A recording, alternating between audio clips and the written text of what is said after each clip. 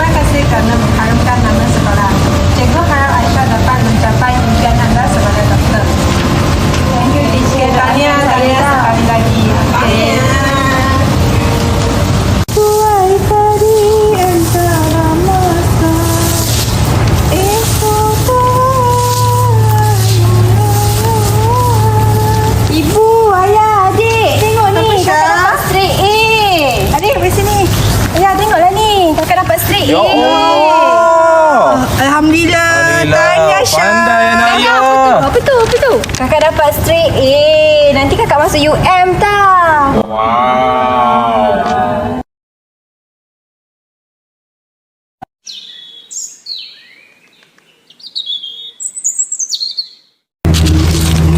Kakak, ada surat tu kakak. Surat apa ni? Buka. Tengok.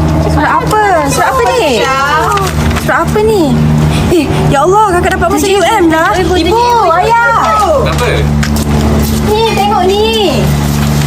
Kakak dapat masuk UM. Kakak dapat medik. Medik tu apa pula kak? Ya Allah, medik tu doktor lah bu. Oh, anak ibu nak jadi doktor. Tapi kan bu, Kenapa pula? you punya yuran mahal sikit lah. Macam ni bang? Boleh ke bu? Macam ni, tak apa. Nanti ibu ayah bincang balik pasal tu. Nanti saya fikirkan balik ya. Boleh ke bu?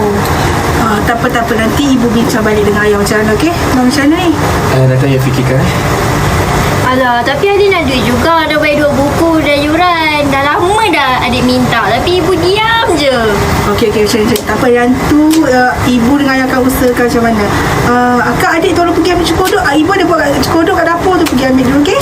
Yelah, jom. Bang, macam mana ni? Kakak nak sambung belajar. Adik pula daripada minggu lepas lagi minta duit. Nak bayar buku lah, yuran lah. Kita rumah sewa pun tak bayar lagi. Bil elektrik, air, semua tak bayar lagi. Tak boleh ajar. Nanti abang fikirkan macam ni. Okey, bang. sana ni bang? Rumah sewa, bil api, bil apa semua bagai tu. cepat Fikir make up. Adik ambil sos kat dapur boleh tak? Abang letak cukup dah ya.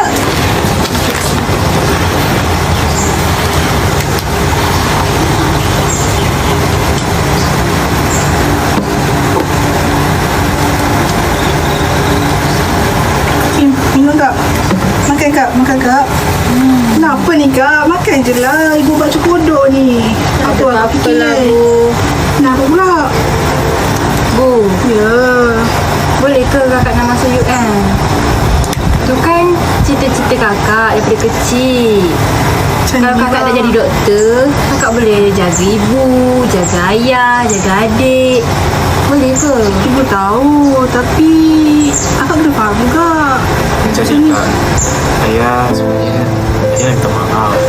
Tapi Tak apalah ya. Kakak faham sebab yelah banyak lagi yang nak bayar kan. Adik sekolah lagi. Kalau kakak masuk yuran mahal. Macam mana nak bayar itu, bayar ini. Tak apalah, mungkin tak ada rezeki kakak kot. Tak apalah. Ayah minta maaf tau. Okey, dah.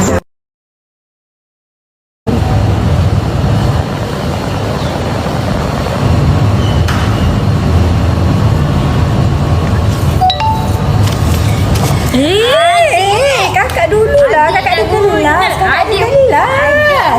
Ibu tengok adik ni. Kenapa gaduh-gaduh ni? Ni dia ni. Orang ada kelas lah Bu. Adik pun ada kelas juga Bu. Dia macam ni. Adik bagi kakak dulu sebab kakak nak SPM tahun ni. Semua kawan ada info seorang satu. Adik je tak ada. Alah, nanti ibu dapat gaji ibu bagi lah satu seorang. Faham lah sekali PKP.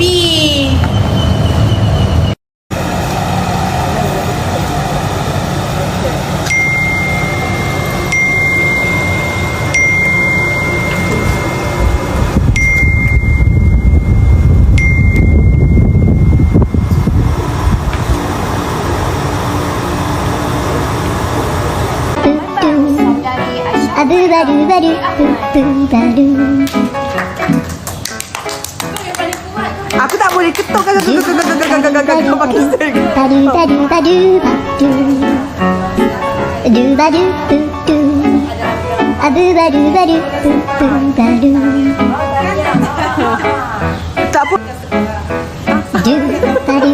apa. Sekolah biasa kau kampung mesti. So macam tu lah. Gaduh-gaduh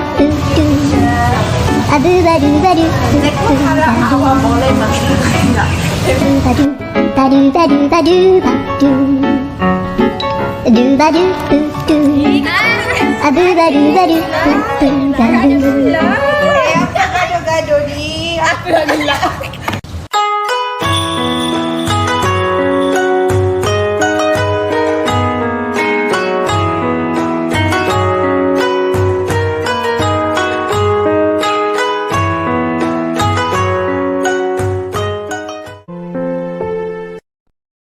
Assalamualaikum warahmatullahi wabarakatuh dan salam sejahtera saya ucapkan kepada Dr. Simah dan rakan-rakan. Menerusi video satu yang telah ditayangkan sebentar tadi, terdapat beberapa mesej yang ingin disampaikan berkenaan masalah ekonomi dan implikasinya terhadap pendidikan. Video satu memaparkan sebuah kehidupan keluarga Aisyah Umairah yang merupakan golongan yang kurang berkemampuan dari segi ekonomi, terutamanya aspek kewangan. Pada awal penceritaan dalam video tersebut, Aisyah Umairah merupakan pelajar cemerlang SPM 2022 di SMK Taman Baru. Menerusi kejayaan tersebut, beliau telah membuat keputusan untuk melanjutkan pengajian di Universiti Awam di Malaysia dalam bidang perubatan, memandangkan bidang tersebut merupakan bidang yang diminati oleh beliau sejak kecil lagi. 2 bulan kemudian, keputusan permohonan UPU telah dihantar melalui surat yang dipos ke alamat rumahnya. Daripada surat tersebut telah memaparkan bahawa Aisyah Umairah telah berjaya mendapat tempat dalam program perubatan di Universiti Malaya. Walau bagaimanapun, iuran pengajian bagi bidang tersebut agak mahal berbanding dengan bidang-bidang lain seperti bidang kemanusiaan dan juga sastra. Pada akhir penceritaan menunjukkan bahawa masalah kemiskinan yang dihadapi oleh keluarga Aisyah Umairah telah menjadi penghalang kepada beliau untuk meneruskan cita-citanya sebagai seorang doktor. Hal ini dikatakan demikian kerana yuran pengajian yang mahal menjadi bebanan kepada keluarga, memandangkan terdapat lagi keperluan-keperluan lain yang difikirkan perlu diberikan keutamaan seperti pembiayaan persekolahan adiknya serta keperluan-keperluan asas yang lain. Oleh itu, masalah kemiskinan dalam aspek ekonomi sememangnya memberikan kesan yang cukup besar dalam bidang pendidikan, bukan sahaja kepada individu, malahan kepada ibu bapa, keluarga, masyarakat serta negara. Kemiskinan yang dihadapi oleh seseorang individu itu telah menyebabkan mereka tidak berpeluang untuk menyambung pengajian di peringkat yang lebih tinggi. Hal ini dikatakan demikian kerana mereka terpaksa memikirkan yuran-yuran pengajian yang mahal pada setiap semester, dan dalam masa yang sama mereka juga perlu memikirkan kos sara hidup sepanjang mereka menuntut pengajian di sesebuah universiti. Kesan kemiskinan terhadap individu yang seterusnya adalah kemiskinan yang dihadapi akan menjejaskan semangat serta menjejaskan kesihatan mental mereka. Hal ini dikatakan demikian kerana apabila seseorang itu telah mencapai sesuatu keputusan yang cemerlang, sudah semestinya mereka mengidamkan untuk menceburi program ataupun kursus yang diinginkan dan juga kerjaya yang mereka idamkan. Tetapi apabila masalah kewangan ini menjadi salah satu faktor untuk berjaya, secara tidak langsungnya hal ini telah menimbulkan perasaan putus asa dan akhir sekali ianya juga boleh menyebabkan kesihatan mental mereka juga akan terjejas dan boleh menyebabkan kemurungan yang berterusan. Seterusnya, apabila seseorang itu tidak dapat meneruskan pengajian kerana masalah kemiskinan, hal ini juga akan menjejaskan kepada keluarga dan ibu bapa mereka. Ini kerana masalah kemiskinan yang dihadapi akan memberikan kesukaran kepada mereka untuk mengubah status ekonomi mereka. Contohnya daripada B40 kepada M20 serta T20. Hal ini kerana mereka yang tidak dapat menyambung pengajian ini akibat masalah kewangan terpaksa mencari kerja-kerja lain bagi meneruskan kehidupan sekaligus menampung keperluan-keperluan asas keluarga. Dan kebiasaannya mereka-mereka ini akan terlibat dan ataupun bekerja sebagai nelayan dalam sektor perikanan, dalam sektor perkilangan, dalam sektor pertanian sebagai petani dan sebagainya. Dan masalah inilah yang menyebabkan mereka tidak mampu untuk mengubah status ekonomi keluarga berbanding sekiranya mereka ini berpeluang untuk menyambung pengajian di peringkat yang lebih tinggi, dan kemudian mereka ini dapat bekerja sebagai doktor, guru dan sebagainya. Seterusnya, apabila masalah kemiskinan yang dihadapi dan menyebabkan anak-anak tidak dapat menyambung pengajian di peringkat yang lebih tinggi, sebagai ibu bapa secara peribadinya mereka sudah semestinya akan merasa gagal kerana mereka ini tidak mampu untuk menyediakan pendidikan yang terbaik untuk anak-anak, kerana pendidikan ini merupakan satu elemen yang penting bagi mengubah nasib keluarga dan juga bagi menaik taraf ekonomi keluarga itu sendiri. Akhir sekali, kemiskinan yang dihadapi oleh seseorang itu akan memberikan kesan kepada negara. Hal ini dikatakan demikian kerana apabila seseorang itu tidak berpeluang untuk melanjutkan pengajian yang lebih tinggi, institusi pendidikan ataupun pihak kerajaan sudah semestinya tidak mampu untuk melahirkan graduan-graduan yang berkualiti tinggi dengan mempunyai kepakaran tertentu dalam bidang masing-masing. Dan situasi ini telah menyebabkan pihak kerajaan perlu mengambil tenaga kerja daripada luar negara, memandangkan ada kekurangan pekerjaan di dalam negara. Dan hal ini sememangnya akan memberikan kesan yang cukup besar kerana Pengambilan tenaga kerja daripada luar negara sememangnya akan memakan kos yang agak tinggi. Kesimpulannya, tidak dapat dinafikan bahawa masalah kemiskinan dalam aspek ekonomi sememangnya memberikan kesan yang cukup besar dalam pendidikan. Oleh itu, pada pendapat saya terdapat beberapa langkah yang difikirkan wajar bagi mengatasi masalah ini. Antaranya adalah peranan institusi zakat. Pihak institusi zakat seharusnya turun padang untuk memperbanyakkan bantuan kepada golongan-golongan yang tidak berkemampuan, di mana bantuan tersebut disalurkan tidak dilihat mengikut pendapatan isi rumah sahaja, tapi perlu melihat aspek-aspek lain seperti bilangan tanggungan keluarga dan juga bilangan tanggungan keluarga yang mempunyai anak kurang upaya, kerana penjagaan anak kurang upaya ini memerlukan kos yang tinggi. Seterusnya, pihak kerajaan juga perlu menubuhkan pelbagai institusi kemahiran, kerana mungkin mereka yang tidak berpeluang untuk menyambung pengajian dalam bidang akademik, tetapi mungkin rezeki mereka untuk berjaya dengan kemahiran ataupun kepakaran yang dimiliki dan diasah oleh institusi kemahiran tersebut. Dan akhir sekali, pihak kerajaan perlu memperbanyakkan bantuan seperti voucher buku, laptop dan sebagainya. Bagi video 2 telah menjelaskan situasi PDP yang dijalankan sepanjang tempoh PKP.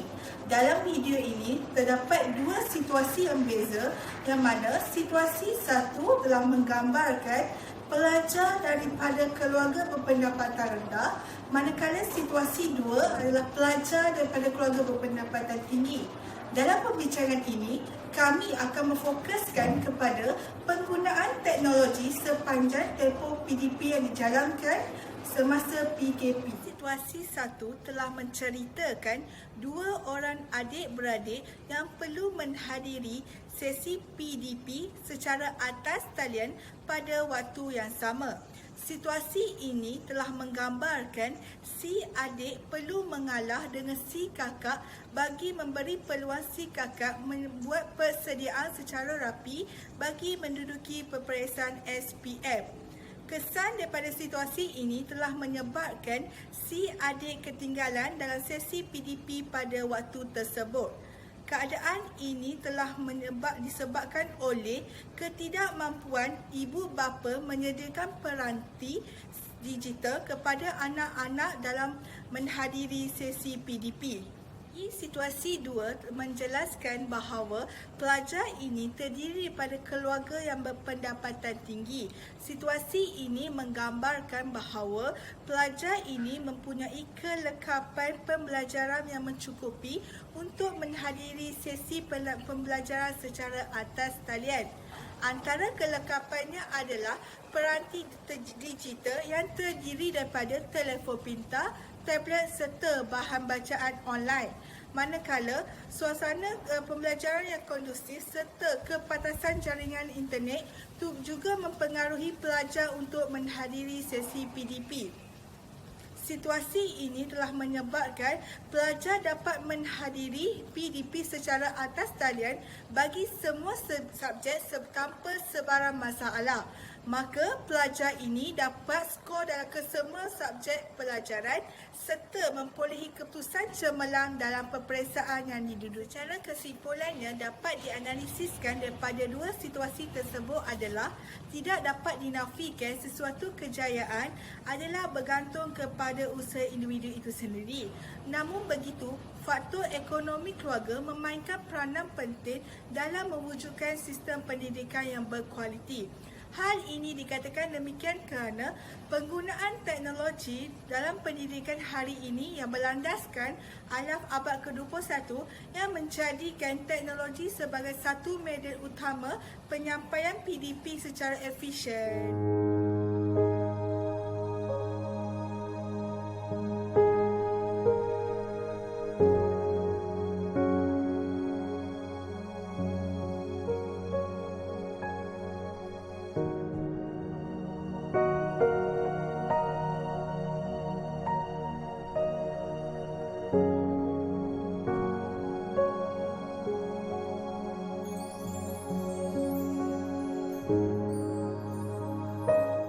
sekarang saya akan membincangkan tentang masalah sosial. Masalah sosial yang sering berlaku dalam kalangan remaja ialah gejala samseng dan gangsterisme. Kumpulan gangster ini akan mengambil kesempatan untuk membuli pelajar yang lebih lemah. Amaran keras dari pihak sekolah dan hukuman gantung sekolah tidak akan menjadi masalah kepada mereka. Mereka bukan sahaja membuli pelajar yang lebih lemah, maka mereka juga terbabi dalam jenayah yang lebih berat, seperti merogok dan membunuh. Lain daripada gangsterisme, masalah penting sekolah juga sangat serius dalam kalangan remaja. Kira-kira 97% adalah pelajar lelaki dan 3% adalah pelajar perempuan. Masalah penting sekolah juga lebih ketara yang berlaku di pelajar tingkatan 2 dan tingkatan 3, terutamanya mereka yang bersekolah di bandar atau pinggir bandar. Di antara faktor yang menyebabkan berlaku masalah ini adalah mereka tidak ada minat atau tidak ada motivasi untuk pergi ke sekolah atas pengaruh rakan sebaya atau pengaruh persekitaran, seperti melepak di pusat hiburan pusat, membeli belah atau melayari internet di cybercafe. Penyalahgunaan data bukan sahaja tidak menurun, semakin meningkat dari semasa ke semasa. Menurut agensi anti data kebangsaan Malaysia, Kementerian Dalam Negeri, sebanyak 10,000 orang terdiri daripada pelajar sekolah rendah, manakala 80,000 pelajar dari sekolah menengah pada tahun 2021. Menurut kepada isu terkini daripada berita Harian Metro 9 Disember 2022, sebanyak 5,000 lebih pengedar dan penagih yang berusia antara 13 hingga 18 tahun telah ditahan di sebanyak 300 lebih sarang penagihan data di seluruh negara. Berdasarkan apa yang dijelaskan oleh rakan saya sebentar tadi, terdapat banyak masalah sosial yang berlaku dalam kalangan remaja. Setiap hari ada sahaja berita mengenai permasalahan tingkah laku remaja. Oleh itu, terdapat beberapa faktor yang mempengaruhi berlakunya masalah sosial dalam kalangan remaja. Antara faktor yang mempengaruhi masalah sosial dalam kalangan remaja ialah berlakunya masalah keluarga. Ibu bapa yang sibuk dengan pekerjaan sendiri akan menjadikan mereka mengabaikan keperluan dan kepentingan anak-anak. Ini boleh menyebabkan anak-anak berasa kurang kasih sayang dan kurang masa bersama dengan ibu bapa, terutamanya apabila berada di rumah, dan ini akan menyebabkan anak-anak mereka akan lebih gemar untuk bersama dengan rakan-rakan mereka untuk mengisi masa yang lapang yang sepatutnya bersama dengan ibu bapa. Selain daripada itu, rumah tangga yang bermasalah turut mempengaruhi remaja untuk terlibat dengan aktiviti yang tidak sihat. Masalah perceraian dan pertengkaran yang berlaku antara ibu bapa akan menyebabkan anak-anak mencari tempat untuk melepaskan tekanan yang mereka ada. Pada ketika inilah, pengaruh daripada rakan sebaya banyak menjadi punca kepada masalah sosial dalam kalangan remaja. Faktor lain yang membawa kepada berlakunya masalah sosial dalam kalangan remaja ialah sikap remaja yang ingin tahu atau untuk mencuba sesuatu yang baru. Kebiasaannya, remaja sekarang lebih gemar untuk mencari sesuatu yang baru kerana mereka beranggapan bahawa setiap perkara yang dilarang itulah yang ingin diterukai oleh mereka. Setelah meningkat dewasa, remaja akan mula terdedah dengan penggunaan internet yang berleluasa. Semua maklumat boleh diakses dengan mudah, bahkan penggunaan media sosial, internet dan peranti membolehkan remaja terdedah dengan pelbagai masalah sosial, sebagai contoh, melalui laman web terlarang seperti video lucah. Keadaan ini boleh mendorong berlakunya perbuatan zina, hamil anak luar nikah dan sebagainya. Seterusnya kita lihat kepada faktor yang terakhir, iaitu pengaruh rakan sebaya. Apabila anak-anak meningkat remaja, hubungan antara ibu bapa dengan anak menjadi lebih renggang. Sebaliknya, anak-anak akan lebih rapat bersama dengan rakan-rakan sebayanya. Oleh kerana itu, mereka akan mencari rakan-rakan mereka untuk meluahkan perasaan dan untuk mendapat kegembiraan. Itu, hubungan yang rapat ini akan menyebabkan sesetengah remaja meniru perlakuan negatif rakannya. Rakan sebaya yang baik boleh membimbing remaja ke arah kebaikan, Namun begitu, terdapat juga rakan sebaya yang mempunyai perlakuan buruk. Sebagai contoh, remaja yang mempunyai masalah dengan keluarga akan lebih mudah dipengaruhi oleh rakan sebayanya untuk melakukan aktiviti yang tidak berfaedah. Sekarang saya akan membincangkan tentang kesan-kesan masalah sosial. Jika dibiarkan lama-kelamaan, masalah sosial bukan sahaja memberi kesan kepada individu, malah juga kepada ahli keluarga dan pihak sekolah. Pada masa lalu, masalah disiplin pelajar sekolah yang kerap berlaku ialah tidak mematuhi peraturan sekolah. Namun sejak akhir ini, tingkah laku pelajar menjadi semakin berani dengan melibatkan diri dalam kes jenayah. Pengalihan tumpuan pelajar dalam kelas akan menyebabkan pelajar tersebut hilang minat untuk menyambung pelajaran. Akibatnya, kemerosotan rekod prestasi pelajar akan membawa kesan negatif kepada seseorang ketika mereka mencari pekerjaan pada masa depan. Apa yang lebih menyedihkan ialah pelajar tersebut berkemungkinan digantung sekolah dan tidak dapat melanjutkan pelajaran lagi. Selain itu, pelajar juga akan kehilangan peluang untuk melibatkan diri dalam aktiviti sekolah kerana mereka telah menyisihkan diri daripada pendidikan. Selain itu, keharmonian dan kebahagiaan keluarga juga akan terjejas sekiranya seseorang ahli keluarga terlibat dalam masalah sosial. Hal ini akan memberi kesan negatif kepada ahli keluarga, terutamanya ibu bapa. Mereka akan menyalahkan diri kerana tidak memberi pendidikan yang betul kepada anak-anak sejak kecil lagi. Seseorang remaja juga berkemungkinan menjadi teladan yang buruk kepada adik-beradik, dan hal ini akan menjejaskan suasana pembelajaran. Mereka akan mengikut jejak dengan melibatkan diri dalam masalah sosial dan mengabaikan akademik diri sendiri. Keyakinan dan kepercayaan masyarakat terhadap keluarga tersebut juga terjejas jika berlakunya masalah sosial. Di samping itu, konflik antara ahli keluarga juga akan berlaku sekiranya remaja tidak menerima jumlah wang yang mencukupi untuk mendapatkan dadah atau membeli rokok. Masalah sosial juga akan memberi impak yang besar kepada pihak sekolah. Hal ini berkait rapat dengan kemerosotan disiplin. Pelajar berani untuk melakukan perbuatan yang sama disebabkan oleh pihak sekolah tidak mengenakan hukuman disiplin terhadap pelajar yang melanggar peraturan sekolah. Hal ini akan memberikan perspektif yang negatif kepada masyarakat dan ibu bapa akan hilang keyakinan dan kepercayaan terhadap pihak sekolah.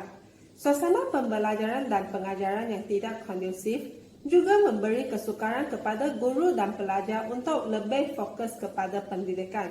Kesan ketara dalam tempoh masa yang panjang ialah peningkatan kes masalah sosial akan membawa kepada kekurangan bilangan pelajar di sekolah dari tahun ke tahun. Selain itu, guru juga akan hilang minat untuk mengajar sekiranya pihak sekolah tidak menangani masalah sosial yang berlaku dalam kalangan pelajar.